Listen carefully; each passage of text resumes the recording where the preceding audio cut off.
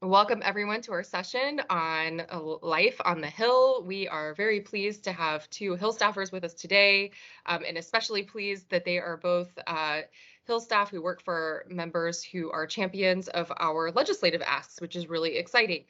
Casey Quinn is with Brad Wenstrup's office, Republican from Ohio, who is lead on our step therapy bill, and Justin Goldberger, who is with Donald McKeechin of Virginia, who is lead on our accumulator adjustment bill. So I am going to ask each of them to introduce themselves a little bit further and give us a little of their background, how long they've been on the Hill, and in this office in particular. But we really just want to have fun with the session and sort of learn what life on the Hill is like. What does a day in the life look like, especially in these pandemic times? So Casey, I will go to you first. Yeah, thank you. Casey Quinn, Health Policy Advisor for Congressman Wenstrup. And first of all, thank you guys all for your support of the Safe Step Act. My boss is very personally passionate about it, just given his background as a doctor. A little bit about me. I started on the Hill 6 years ago now. First, prior to that, worked at George W. Bush Institute in Dallas, Texas. Then came up here and worked for Congressman Sam Johnson, who was a member of the Ways and Means Committee. And he retired in 2018, went downtown for 8 months, and then came back to the Hill and started working for Congressman Wenstrup back in 2019. And so, handle all of his healthcare work. And he's a doctor, very passionate about these issues, and it's really fun. Wonderful. Justin, going to you next. Yeah, thanks, Anna, and thanks for having us here today. Justin Goldberger, I'm with Congressman McKeechin from Virginia 4. I'm a senior policy advisor, mostly doing healthcare and telecom work for him on ENC. I have been with him for 5 years now.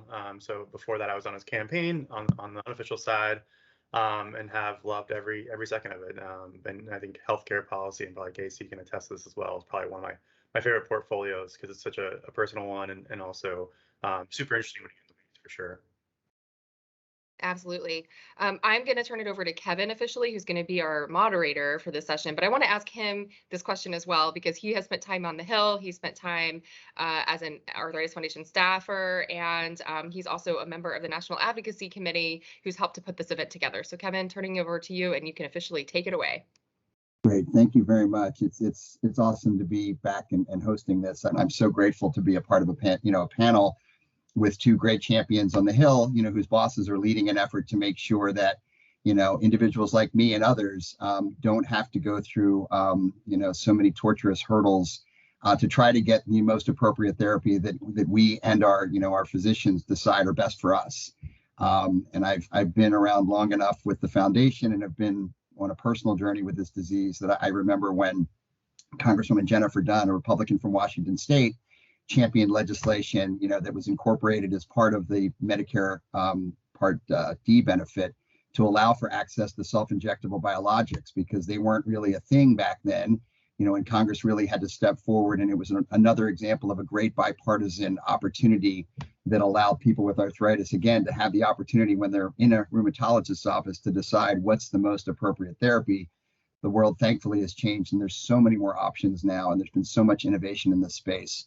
And it always makes me feel good, talking to somebody, not that somebody newly diagnosed, it's a good thing, but when you can tell them now that there's these options that didn't exist when I was a kid, when literally you'd be handed an entire, bottle of ibuprofen, and your physician would say, well, I think you could take 12 of these a day and be okay, and really only mask the pain. But now we're talking about, therapies that literally can halt, disease progression. So again, just so grateful to have your bosses and have Casey and Justin leading the way on this. So with that in mind, as an old timer on the Hill, I can remember certain things before emails and things like that, add into the fact now that you guys have a pandemic to contend with. But just give us a little snapshot of what things have been like and where you see things transitioning over the next couple of months, as far as we, hopefully are moving out of this Omicron phase and maybe getting back to the new normal. And Casey, I'll start with you, and then Justin, I'll have you follow her. Yeah, it's been obviously an interesting 2 years since this was last, I guess, in person. But we are slowly coming back. I'm in the office now, as you can see, and we're slowly I would say my meetings are 50-50, Zoom versus in person. So great to have folks. But I do think also that, Zoom Teams has been a force multiplier per se. When the congressman was in DC, he was in DC and folks had to come up here for meetings. But now he's in DC and he can be connecting with constituents at home. home. So, it's also was challenging first, as we were going virtual, everything, thousands of pages of regulations were coming out from HHS. What you got for in the morning was different than, for 2 o'clock in the afternoon. And so it was certainly a difficult transition to going virtual. If you asked me 2 years ago, the last place I'd ever expect to work from home, I'd say the U.S. Congress, but we did it and we made it work. We were able to continue to serve our constituents, but certainly I think looking forward to folks coming back in person as they can, because there's definitely something that you miss about being able to joke as you're walking in the hall and things like that, but also too the ability to connect with folks instantaneously on Zoom. I think it's there's good and bad to both. Justin? Yeah, no, I couldn't agree more. I think it's been a blessing and a curse. Obviously tough, not seeing your friends, obviously, and kind of trying to navigate with your boss, depending on how tech savvy they are. Mine isn't the best at times, but he's really honestly come leaps and bounds. But I think also in terms of the kind of external looking in, fly-ins are a huge part of Congress, and not having folks be able to fly into DC to meet with representatives, I think it's been a little bit of a way, not only for us, but I think also for the advocates. But on the other end, I think, especially in Casey can probably attest to this, and Kevin, I'm sure you could as well, as a former appropriator, especially like in March, May, and April, when fly-ins are just, I think I had about 24 meetings in the last, 2 days, just because appropriations for FY23 around the corner. It is helpful for health staff and other staff as well to be able to pop from Zoom to Zoom rather than, having a meeting right after meeting after meeting. So blessing and a curse, but I think, looking forward, I'm assuming we'll, knock on wood, there is another variant around the corner. I think folks are moving back to the office and kind of getting back to some sense of normalcy. That's great. As far as the internal dynamic of inviting, constituents into your offices, or, having, committee hearings that, involve, public attendees, that dynamic, do you see any sense of kind of how that is starting to shift? Justin, I'll start with you, and then I'll go to Casey, flipping around. Yeah, I mean, I haven't read the latest guidance from the speaker or AOC. I don't know what exactly the timeline is. I know right now, I think it's office by office, just kind of whatever offices are comfortable with. My office is kind of taking a more careful approach until we get more guidance, we know what's going on. But I think it's office by office and kind of what folks are comfortable with. Yeah, I think likewise, it's office by office. We're doing in person if folks want to come in, but then we had our first in-person Ways and Means hearing in 2 years since the surprise billing markup in 2020, or yeah, it was that. So I was in the hearing room for the first time, which I certainly, you can talk about transitioning, going from sitting in that hearing room, seeing the stakeholders there, to watching a hearing over Zoom and texting your boss like, hey, sorry, I need to make these changes to your remarks. It was it's certainly a shift, but yeah, I think, hopefully as folks feel comfortable, I think that's the biggest thing too, having the Zoom modality is, whatever folks feel comfortable, it's their choice. If they want to come in, they want to do a Zoom. And so that's been certainly helpful. And hopefully, as Justin mentioned, knock on wood, no scary variants, and folks can start coming back in. Hey, I'll shift just a little bit to some, the sort of breaking news, if you will, in that, the House last night passed the omnibus. I know there was a lot of activity, around that, but, we're kind of in an unusual, well, unfortunately, it's not as unusual as I'd like it to be, but where we find that we are operating more and more under continuing resolutions, for, folks that may not, in the audience who may not be acquainted with that, that's basically just extending last year's appropriations levels to get us through until they can pass a permanent, budget for the current fiscal year. So the House anyway, at least passed their version. It goes to the Senate. Friday is the deadline for them to act. I think you guys built in a CR just in case the Senate slow rolls it. And I think we can all agree that the Senate's a horrible place, whether they're Democrats or Republicans, because the House is the greatest place to work and the Senate is losers. But in all seriousness, knowing that, that has sort of put, the current fiscal year in sort of suspended animation. So I'm just curious, and again, I know you're not on the Appropriations Committee, but you obviously have an interest in these issues, but where do you see, that process now kind of moving forward, assuming that, the budget gets wrapped up and we can put that behind us and move that forward? Casey, I'll start with you. Yeah, so I think that likely we're only a few months delayed from this typical appropriation season, and we've been having all the meetings, and so hopefully there may be a question you can call up your old boss and ask her. She would know, but hopefully we get the trade moving and get it going soon. But it certainly sometimes can be frustrating where folks are calling in and what's the update, particularly this year as community funding projects were brought back. And so I think, hopefully we can get ball moving, but we've been doing our due diligence on our side and meeting with folks to start getting that process going. Awesome. Justin? Yeah, I was just like, Kevin, you may have a better idea working for Cardinal, but I still, it's been 5 years and the probes process is a little bit of a black box to me. I'm luckily on the authorizing side, so it doesn't really, matter too much. But no, I think, a lot of the asks, especially from the rare disease community, are similar. I think NIH funding and NCI funding and, all the good stuff that comes within the umbrella of NIH. So luckily, it's not too heavy of an ask. We have, I think most members have appropriations portal on their website, and it kind of populates into an Excel doc, and we can kind of internally shift things around and do what we need to do. So that hasn't been too much of a heavy lift. I think, we'll get guidance from the committee in terms of deadlines and kind of, that'll kind of give us a hard stop and something to look forward to. But it definitely is a heavy lift during this year. I think I'm not sure how much appropriators take into input the off committee folks' priorities. But they do. Okay, good to hear. But it is definitely a busy time, and I think it's an all hands on deck kind of feeling, especially I think interns are a huge part of tracking down to your colleagues and making sure that we can have everything in our Excel docs that we can sign on to and make sure the boss lends us support. That's great. So you guys both work on two of the most important committees in the House that have great jurisdiction. And I also had previously worked for then Congressman Sherrod Brown, as I say to him, when he was a lowly House member and he was the ranking member on the Energy and Commerce Health Subcommittee.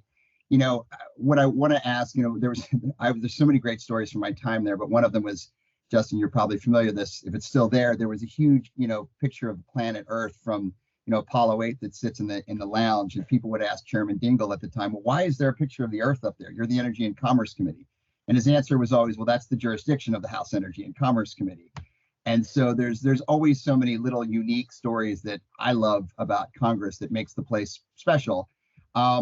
So, given you have perspectives on two committees that obviously sometimes works well together, and sometimes there's a little bit of friction between jurisdictional boundaries. But just tell us a little bit more, from an insider's perspective, like about what makes it unique, what's so special about it, and then, what are you guys thinking about as far as the committee's, priorities going forward this year, given also that we're in, what Mr. Dingell also used to call the silly season, which is the midterm election cycle. So, Justin, I'll start with you.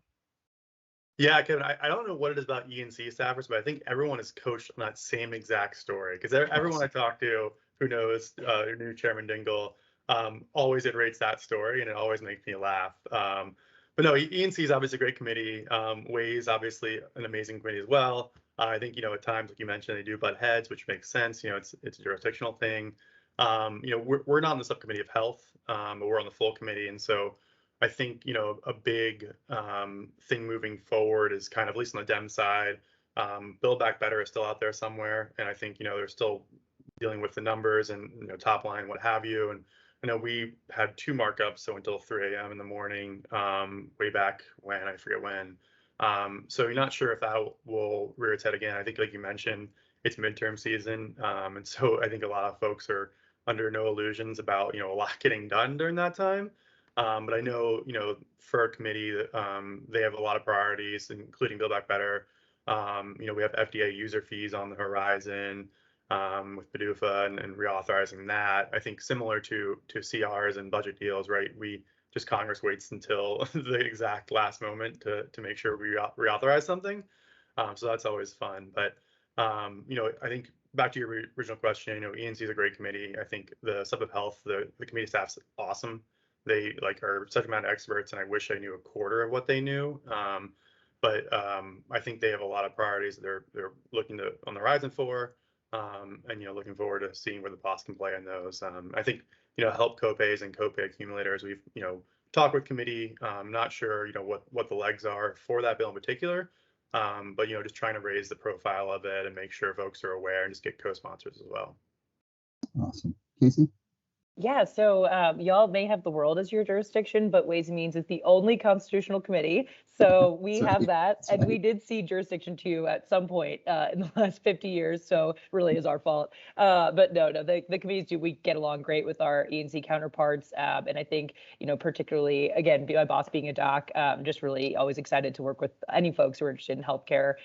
In terms of priorities for the committee, we've had 2 behavioral health and mental health and substance abuse hearings in the last month. And so that's been a priority that's come to the surface, certainly. And, by my boss co-chairs a rural and underserved healthcare task force within Ways and Means. And so it's us, it's 4 members total, Congressman Davis from Chicago, Congresswoman Sewell from Alabama, and Congressman Arrington from Texas representing, because our district has both urban and rural underserved areas. And we see, the similar health disparities that exist there in our urban areas, exist in our rural areas. So that group within Ways and Means gets together every year and usually gets a few bills moving in that space. So I think looking at, again, health disparities and then behavioral health is another issue that the committee is looking at. And I guess we'll see, because we don't know, being in the minority, what we're going to be looking at for hearings. We get like a 24-hour notice. So can't tell you everything we're going to be working on. But all that being said, we have great bipartisan relationships on the committee. I think most folks may not realize that a lot of this healthcare issues are so wonky, and really at the center is patient care. And so it's not partisan for the most part. It's really just great to be able to work with folks for patients. I have a follow-up that speaks to everything that the 3 of you actually just said. So the 2 of our issues that we've already talked about, the step therapy bill and the accumulator bill, are fairly straightforward in that they have bill numbers and they have committees that they've been referred to, and they're bipartisan and all these great things. Our third ask is around Part D out-of-pocket caps, which is straightforward in the sense that it's bipartisan. It has a lot of popular support in the House and the Senate. I think I haven't heard a single person say that Part D shouldn't be reformed in some way and that caps should be available to patients, right? But it's not so straightforward in that there are a lot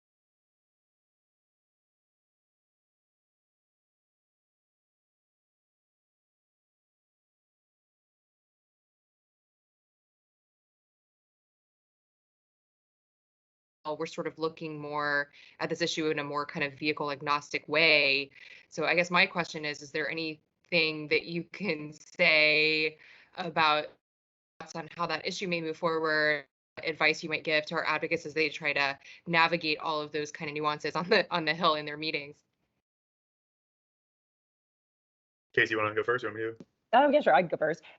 So I think it's obviously something that everyone really cares about in Congress. You've seen it pop up in different packages, whether Republican or Democrat, as a top priority. I think the difficult piece is, the second someone wants to talk about drug pricing, they want to reform everything. And so, we want to address drug pricing as well, but it's hard to move, and in healthcare in general, which is, makes our job a lot harder. It's really hard to move these smaller healthcare pieces on their own. It's usually tied up in these big packages, end of the year, Christmas tree, we got to get a deal done. As Justin mentioned, the Congress doesn't like to get anything done until they absolutely have to, unfortunately for us. And so I think the tricky part is, one of the tricky parts is that healthcare only moves in these massive packages as opposed to, hey, we all agree on this, let's get it on the floor, which is certainly frustrating. And, we would like not to be the case, but sometimes that makes it difficult.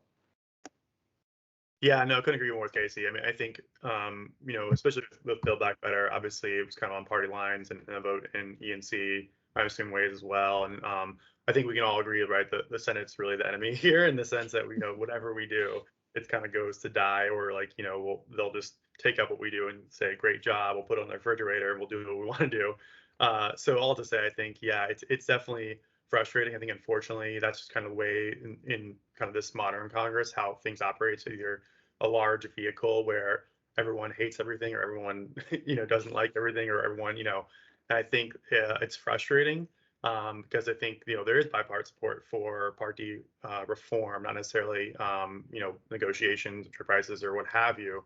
But I think reform in general, it's just a matter of, the devil's in the details. And when you attach it to something a larger, I think a lot of people can find something to not love in that package. Not to mention, obviously stakeholders are a big part of the Hill, and I think they're pretty powerful lobbies that I think influence a lot of members as well, both on both sides of the aisle.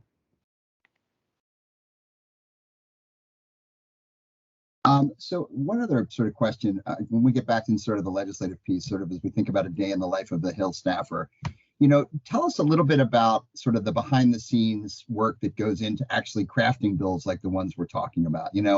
What is it like to engage with, House Leg Counsel? Who are those folks? How does that work? And then once that process is done, how does the bill get actually introduced? It used to be, at least I remember, through the pandemic, and probably still the same. Your boss literally would take a physical copy of the bill and drop it in the hopper on the House floor, and then it gets assigned a bill number. Then you've got to think about weird things like what's TA or technical, assistance from the agency or CBO scores. Tell us a little bit about like what that's like behind the scenes. Casey, I'll start with you. Yeah, so I think it starts out, it's a pretty long process, as you might imagine, from the idea phase, whether that's, stakeholders bringing it to us, or, your boss saying, let's do something on this. But then if he says that, then you have to go to the stakeholders and work with them. So I think the first part is, stakeholder buy-in, making sure that you're any constituent that it might impact, working with them to craft the best policy. And then, for us, for our bosses who are on committees of jurisdiction, we work with the committee staff then to run the policy by them, get their feedback, and then their technical expertise being like the policy experts in those areas. From there, Leg Counsel, who are the very smart lawyers who draft the bill text, which you want to do something and then you read it and you're like, wait, Social Security Act, what? It looks a lot different than what you think it's doing, but the lawyers up there draft it for you. And then you mentioned technical assistance. We reach out to a lot of the bills we do fall under HHS and CMS jurisdiction, so we'll send it over there for technical assistance. It takes a really long time, I will say, to get technical assistance from the administration. I think particularly in the pandemic, I got like a bill a year back later. So that is a long process. Sometimes you introduce the bill before you get it because it can take so long. And then introduction, actually, we were talking about it yesterday because my boss introduced a bill and we missed the old fashioned, like drop the bill in the hopper. Now, since the pandemic, it's a little anticlimactic. You scan in all the documents and email it over to them, which doesn't have the same bravado as, walk in the halls of Congress with your bill you're so excited about. But I think too, from there, that you're not over one post introduction. You continuing to work with the stakeholders, get feedback, push it. As you guys know well, being advocates for our bill, we need folks from the community and bringing that in healthcare, bringing that patient voice to say how this would impact them. Convince the folks over committee to have a hearing on it. Then you need to have a markup, and then you got to hope it comes to the floor, and then you have to hope it passes the Senate. So it's a very long process, but we certainly couldn't do it without folks like you. Justin? Yeah, no, I think Casey did a great job of kind of iterating the process. I'll add to that as well. I generally go talk to the wizards at CRS pretty often, Congressional Research Justin, Service. let me cut you there. So you can't use acronyms. So tell everybody what CRS is. Yeah, the Congressional Research Service. So they are, I always joke, like they are the ones who actually should be running the Hill because they're just all PhDs and JDs and MDs and like, so many, it's an alphabet after each person's name. But they are really, the subject matter experts. They're nonpartisan rather, and they can speak really in the weeds about U.S. code or what, if you have a policy, how that would affect different things or what the data really says. They have a really good extensive data as well. I would differentiate that between Leg Counsel, who actually is drafting it for you, but CRS is kind of more the policy end. You kind of walk through the policy with them, and they're pretty adamant about we actually don't know how to do the strike throughs or actual reform of the code. But I think they're kind of one of my first calls, and I have went to CRS for a memo from my boss at, I think it was like 3 p.m. on a Friday, and they got back to me with a memo like by 5 p.m. that day. And so like they're just amazing, and like I will always talk them up, and like any Hill staff can literally just like call this line and they will get you whatever you need within like the hour. It's amazing. But to Casey's other point as well, I think a huge part of at least having things move is really having committee staff buy-in. Again, they're similar to CRS, I think, the subject matter experts, and they know their members really well and know what the appetite is for something moving, something having a hearing, a mark, what have you. And so one of my first questions when I have groups come in is, have you talked to committee staff, and where are they? Because I do think, especially because I'm not sure about Casey, but I have about the joke on the Hill, right, is 6 miles wide, 6 inches deep on any issue. And so like your boss has a few issues, pet issues that he cares about deeply, and you're really well versed in. But then when it comes to like some medical loss ratio or some complicated nuanced healthcare item, you really have to lean on committee staff to kind of educate you. And so I think committee staff deals with issues every day. They are really well versed in the stakeholders. They know their members, and so I think having them have buy-in, and even if it's not necessarily them being supportive, but maybe just neutral, I think is a huge step as well. That kind of greases the wheels. That's awesome.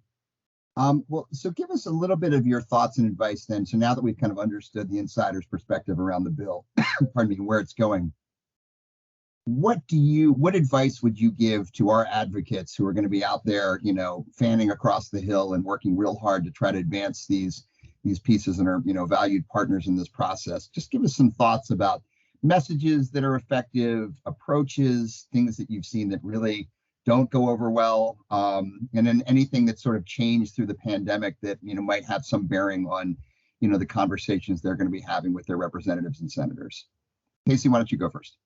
Yeah, so I guess first, don't be nervous. We are just like folks like you, and you're probably more of an expert than we are. I know some folks get nervous talking to Hill staff or members of Congress, and that you mentioned, the do's and don'ts. I think one of the don'ts I would say, don't look like you're reading off talking points, then be like HR, you know what I mean? I think really what's most appealing, and like Justin mentioned, we're not sitting here all day saying, what part of the Medicare physician fee schedule is this? We really want to hear that patient story. I think the personal story that you can bring to the Hill is so important. And I think particularly, again, my boss is very sensitive to this because it's why he ran for Congress, is to help patients out. That's what he did in his old job, and that's what he's doing here. But I think the more that you can make it personal for folks and tell them exactly what you're dealing with and how this legislation could really change folks' lives, that's again at the end of the day why we're all here. And so that's most helpful to us to be able to tell that to our bosses. It's a lot easier to talk about stories to our bosses than it is like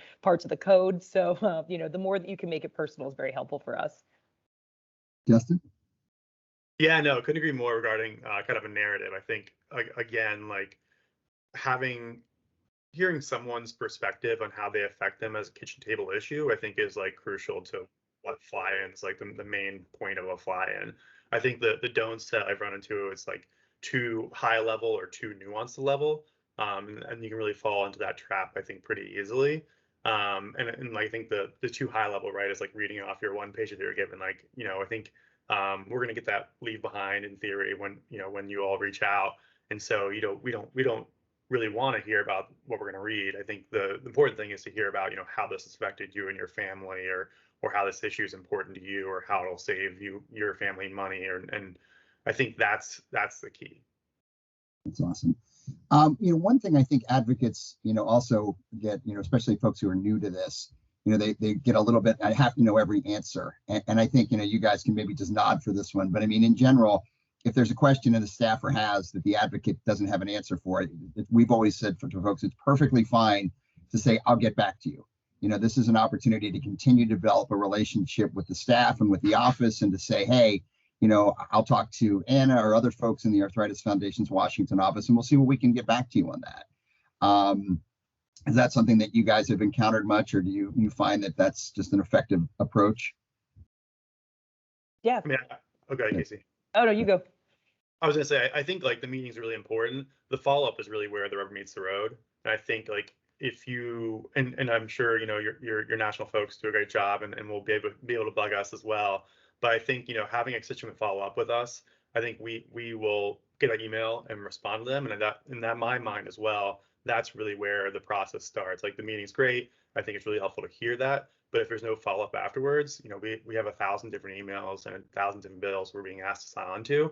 The follow up and not even the follow up, but the follow up to the follow up, I will say as well. Sometimes for me, I'm guilty of that. I think is really, really helpful. Awesome.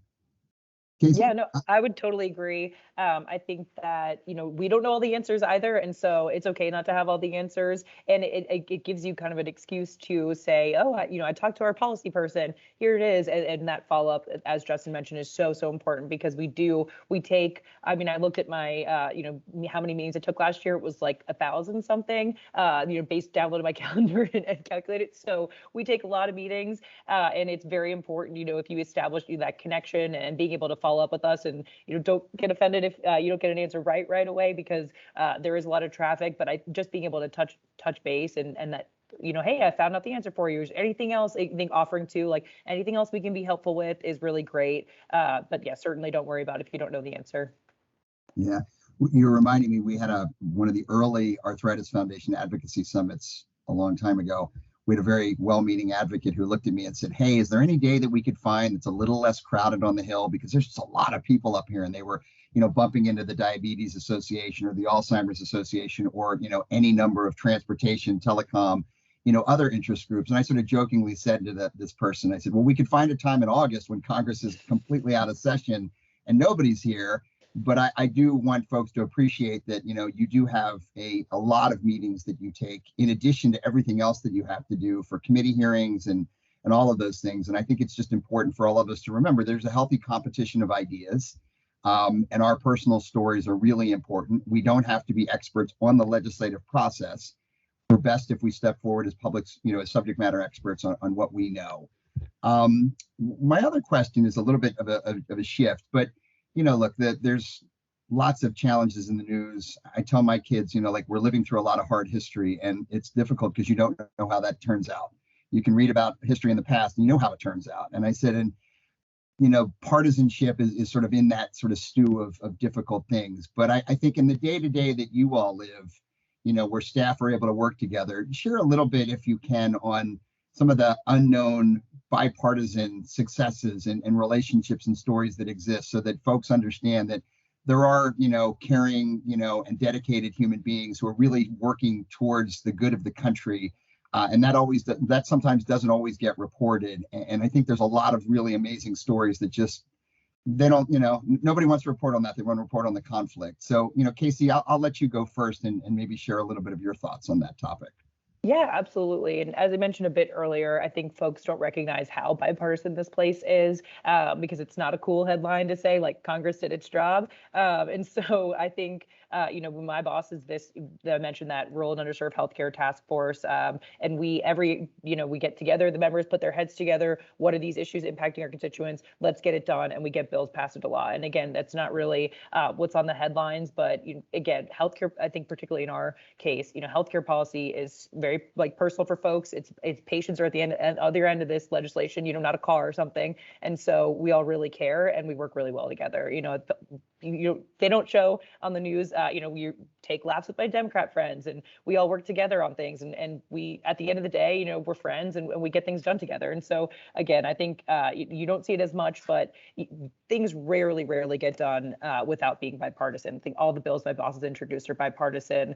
It's just a key part that is not as necessarily seen, but how exactly this place functions. Awesome, Casey. Justin? Yeah, no, I agree with Casey. I think, if you look at Congress.gov, I would imagine the majority of bills that we've passed have bipartisan support. Naturally, some larger priorities are going to be partisan, and I think everyone's just aware and understands that's how this works. But I think at the staff level, at least, right, we're all friendly. I don't think of my Republican friends or Democratic friends, it's always been, we play softball together. We go after a long day, go grab a beer together, and so it's not a partisan thing. I will say, I think coming back to Congress and coming back in the building may also help.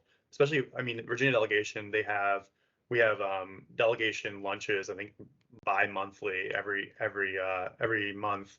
And so I think being in a room with someone, it's a lot harder to kind of throw someone on the bus if you know their family and have met them and shook their hand and had lunch with them. I think that's a huge part of Congress, and kind of I think, it's mostly in the headlines, is what I'll say. Yeah, no, I think that's great. I always reminded myself when I think of the partisan nature of things that when my former boss, Congresswoman DeLauro, took the helm of the Ag Appropriations Subcommittee, somebody from New Haven, Connecticut, who now is, seen on the Hill with purple hair. what does she know about ag issues? And one of the first things she did was she picked up the phone and contacted then Congressman Jerry Moran, who's now the senator from Kansas. And there's this great picture in her office of her and then Congressman Moran sitting in a tractor, on a field in Kansas, because he invited her to come out and say, look, understand what's happening in this space. And she was open to that. She didn't, pretend to be an expert on these issues. There is some small agricultural in the produce section in Connecticut, not big, huge wheat fields, but it was just cool. And I think that, those stories are ones that should be told more to try to help, change a little bit of this dynamic. So thank you guys for sharing that. Anna, is there any other questions that you wanted to ask? No, I think this has been wonderful. That's a great place to end. This is kind of like a nice, warm, fuzzy moment that I think will give our Platinum Ambassador some sort of good momentum and energy going into their meetings. I want to thank you all so much for this. This has been really enlightening and interesting, and I love the trip down memory lane. That's been really fun too. Kevin, any final words that you might have? You can close us out. No, I really thank you guys too. I know that you guys, these are not easy jobs, and they're made much harder, given sort of the circumstances around the pandemic. And I just thank you both for the work that you guys are doing. Grateful for, the leadership that your bosses are showing on issues that are really important to the arthritis community. And I know, broadly speaking, there are lots of organizations and communities of people with chronic illnesses that are benefiting from the leadership and the work that you're doing. And I just want to say thank you. I thought this was a really, wonderful conversation.